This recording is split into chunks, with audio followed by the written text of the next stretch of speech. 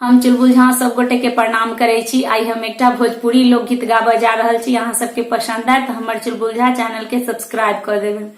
अब की छोड़ के जइबा हमके बहर ए बलम जी, हमरा के पेठा दानई हरवा ए बलम जी, हमरा के पेठा दानई हरवा ए बलम जी।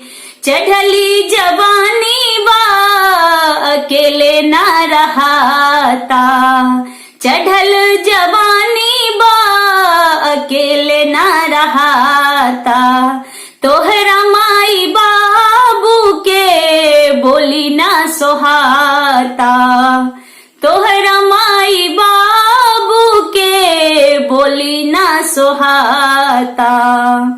कोनो बहाना करबा, कोनो बहाना करबा, रहब नहीं घरबा ए बलम जी, हमरा के पेठा दानई हरवा ए बलम जी। अब की छोड़ के जइबा हमके बहरे ए बलम जी, हमरा के पेठा दानई हरवा ए बलम जी, हमरा के पेठा दानई हरवा ए बलम जी।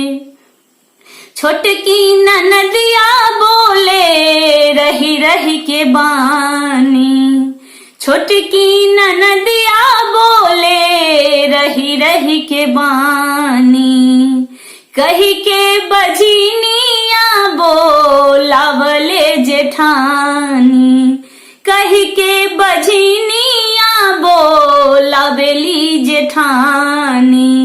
नाम कौआ हकनी रखलस, नाम कौआ हकनी धैलस, मझिला देवरवा ए बलम जी, हमरा के पेठा दानई हरवा ए बलम जी। नाम कौआ हकनी रखलस, नाम कौआ हकनी धैलस, मझिला देवरवा ए बलम जी, हमरा के पेठा दानई हरवा ए बलम जी, हमरा के पेठा दानई हरवा ए बलम जी।